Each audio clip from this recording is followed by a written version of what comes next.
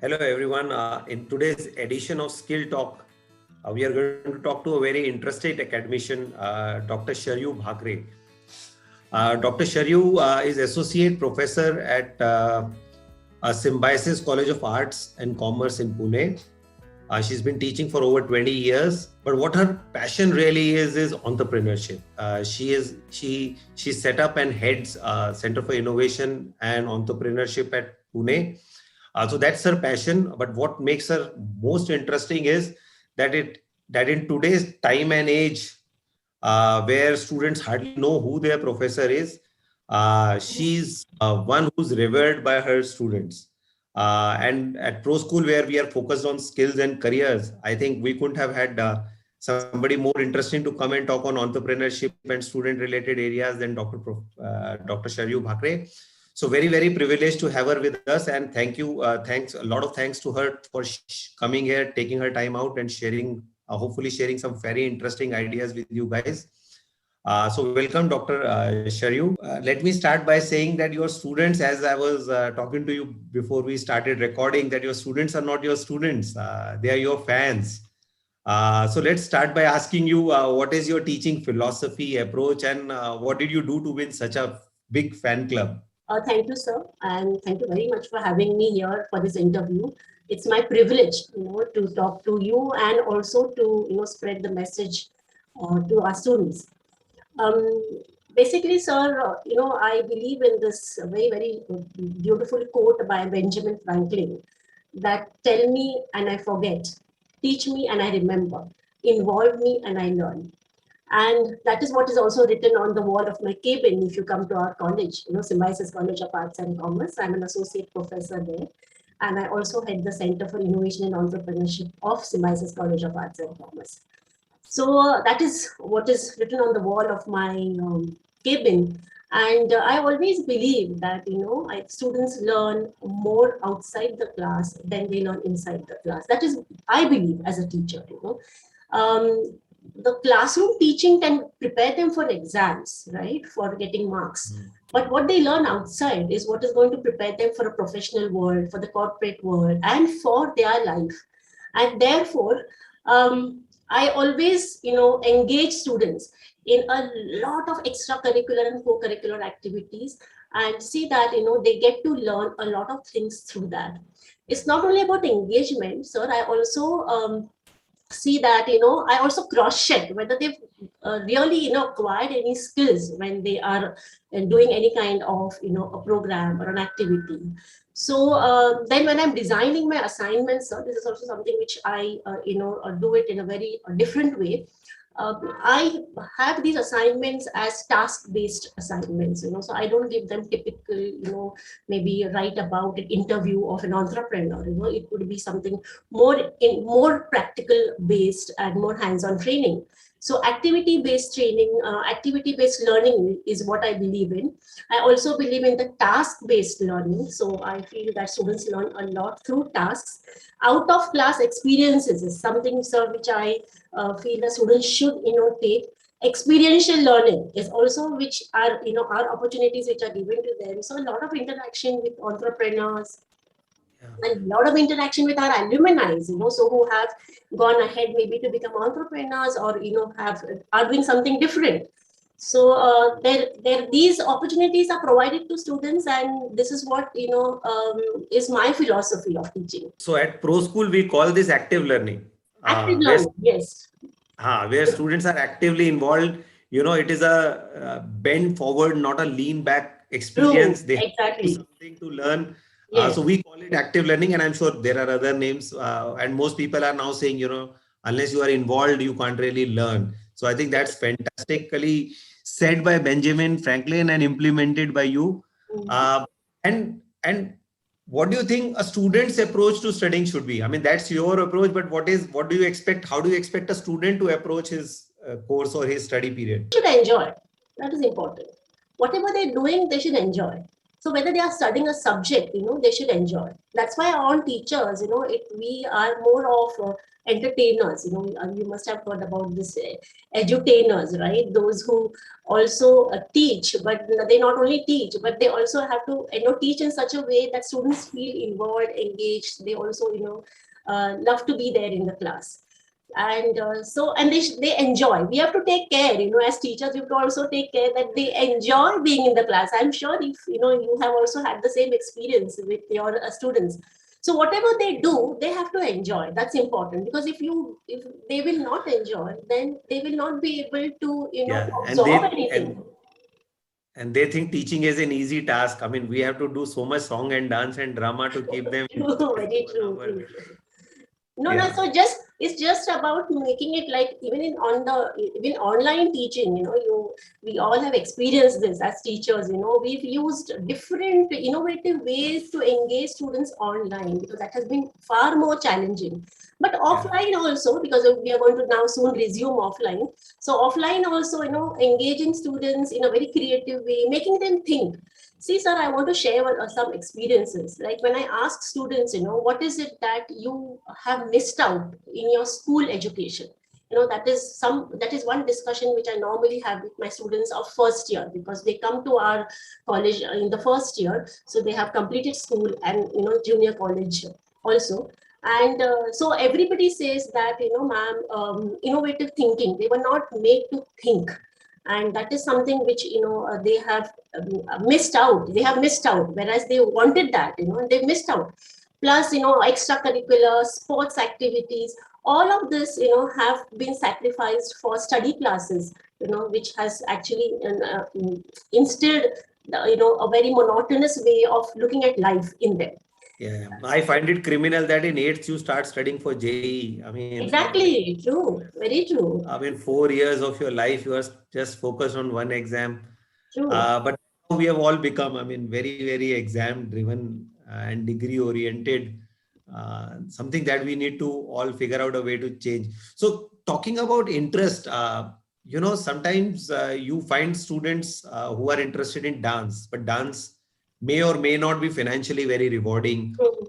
Somebody wants to be a footballer, but being a footballer is a very risky business. I mean, to succeed, you can, succeed crazily financially, but then the probability is very little of success in a sport. I mean, cricket or football. So, students, what do you advise them? How do they approach their career or their interests? I would still believe that they have to, follow what they love and follow their heart. What is very rewarding? I think this is something which. And what do you mean by very rewarding? I think this is something which needs ये rewarding का जो meaning है ना, बच्चों को school से ही they should be told, financial gain is not the only reward. There are so many multiple rewards. It could be satisfaction, it could be joy, it could be having peace of mind. And I think this is something a student should look at, because in Hindi में जैसे जीने के लिए कितना लगता है, how much we've understood the value of minimalism in COVID, that we require minimum, right, to survive and to live our lives. Then why go? So you would say that pursue your passion, even if it does not pay off financially. Yes, I would say you will probably have more fulfilling life. Exactly. I mean, I can give you examples. I can give you examples of a lot of cases, which are often quote in my classes, of a lot of my students, who've gone ahead and who followed their passion, and they're doing extremely well, So if maybe a person who's gone into a financial sector or, an IT, or would be earning maybe 2 lakhs per annum, that is just my, an example. Maybe he would be earning, the person who's followed his passion would not earn that much, but, he's living a very graceful, and a very fulfilling life. And I have these examples, students who've made career in sports and students who've made careers and successful careers. Okay. Coming to entrepreneurship, since that is your forte and keen area of interest, do you think entrepreneurship is for everyone, or how do you figure out if entrepreneurship is right for you? See, entrepreneurship may not be for everybody, because you really need to, have that business acumen to continue. It's just not about your, what do you say, about innovation, creativity. You need to also be a businessman to be an entrepreneur, because you don't want to go into losses, right? I'm sure no student would want to, no youngster would want to go into losses. But it is surely a process, which helps you to develop an entrepreneurial mind. And entrepreneurial mind is something which will make that person different. If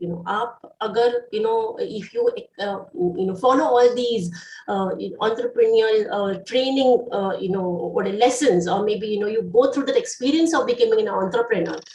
Maybe for 2 years, 3 years, you develop an entrepreneurial mind, and which will take you to places.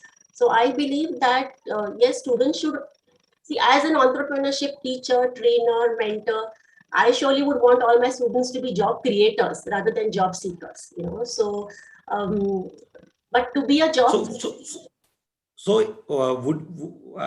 Tell me if I got it right. So you would suggest that somebody tries it out for a couple of years. Yes. In the process, develop an entrepreneurial mindset, and also figure out whether entrepreneurship is for him or her or not. Exactly. That also could be done. Approach entrepreneurship. Yes, sir. So, because I have an experience with a lot of my students, who've done this, maybe who have been very inclined towards becoming entrepreneurs, but because of financial situations at home, because we all know that the starting a business does require some amount of funding, or a lot of other, there could be so many other hindrances, constraints. But when they've gone into organizations with this kind of a background, they've performed brilliantly. They have been excellent. I mean, one of my students, I remember, working in EY, when he talks to me, every time he gives me a call, he says, "Ma'am, I won this award for my performance." So it feels so nice. Okay, he couldn't be an entrepreneur, but he's surely an intrapreneur, right? He surely has an entrepreneurial mind. Yeah, and most organizations definitely prefer people with an entrepreneurial mind. Because the business is changing so fast. You need people who can think on their feet, come up with new ideas, push the ideas through. So I'm sure, personally, I don't think trying to be an entrepreneur has a flip side to it at all. In any case, winner at the end of it, whether you come out with a business of your own or not, but you'll definitely come out as a better professional having tried an entrepreneurial venture. Very true. So, very true. Would you really, somebody who really wants to be an entrepreneur, what would you suggest? How does that person go about trying to be one? I think there's a lot of experiments which he should be doing when he's studying itself. Since suppose he's in a graduation program, at that age itself, when he has no burden on himself, any responsibility, he should try his hand-ons, small entrepreneurial ventures, because with digital businesses and e-commerce and all of that, all these things have not become that, have not remained that challenging or that difficult. So with small, businesses on very small scale, he could always try. And I think this is one way in which you could also develop a business acumen. So when I say that it's not easy, because you also need to have a business acumen, I think there is a process to develop business acumen also. So start young, start when you are in college, and progress. If you want to go ahead, you can be an entrepreneur, or else you're an excellent entrepreneur. Any 2-3 skills that you think are absolutely crucial and they should try and pick that up as budding entrepreneurs? I would suggest that I think every skill for an entrepreneur is important for him to be an entrepreneur. But the communication, soft skills, soft skills is one important thing. But more than soft skills, of course, today you also require technical skills. So these are general skills, which I'm talking about, soft skills and technical skills. But it's very important that he has a very good networking skill. I think networking is something which every entrepreneur should believe, because you never know. And that's what, sir, I also, help my students to build their network. So right when they come to me, or start working with me, I introduce them to a lot of new individuals, new experts, new industry professionals, and in this way, then students have a very strong network. So anytime in life, they want to be an entrepreneur or want to do something different in life, they have a strong support system which they have developed, during their growing years. So I think networking Correct. skill is very important. You see those networking skills in certain communities. For example, Kutchi community, True.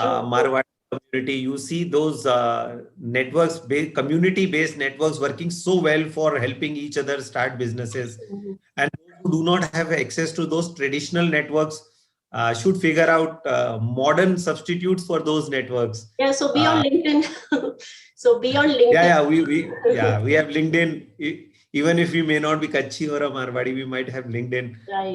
to fall back on. Yeah, absolutely right. No, I think now So everybody requires to network. That's so important. at the start of our conversation, you talked about students coming into first year and what they ask you, and that they did not have a chance to do innovative thinking, etc., etc. So what do you really tell a guy who enters first year of college? What should they do when they are in first year of college? How They do should they? I explore. mean, they are mostly lost after this transition. Okay. First important thing which I tell them is to explore, right? That now you are in a different world. I mean, in a different era because they've passed their school and junior college. So first is explore every opportunity which comes across, right? As simple as, being a coordinator in the class, as simple as that, right? And then there are bigger opportunities, and fortunately in our college, when the students come, they get hordes of opportunities. There are so many multiple things which they can do. So explore is something which I believe they should be doing, exploring newer opportunities, taking up responsibilities, trying out things other than academics. Academics they've done till now, but now try to, explore other aspects of your personality also. Maybe somebody's As it is, they don't study in the college. The moment they go to college, they don't study in any case. ऐसा नहीं है sir. There are students who are quite studious also. I mean, when exam comes, they are very exam oriented because they continuously keep a follow up of ma'am, which is the syllabus, how much should we study. I mean, so there is a set of students who are academically oriented. I mean, it's not that they don't study, but of course, so there are students who are not academically oriented also. So so for these students, it's important that their energies are channelized into something which they really want to do. So I basically would tell them to explore. I would also tell them to take experiences, so experiences on taking up maybe organizing a particular event on their own, or maybe managing a group discussion in the class, or going for a business plan competition outside intercollegiate competition. So take that experience. These experiences are so important. I say that these experiences don't only come on your CV, but they also are something which you will talk about throughout your life, maybe to your children, to your grandchildren. This ये मैंने किया, आप भी sir ऐसे ही करते होंगे. I'm sure even we all do that, right? So we talk about good experiences. So that experience is important.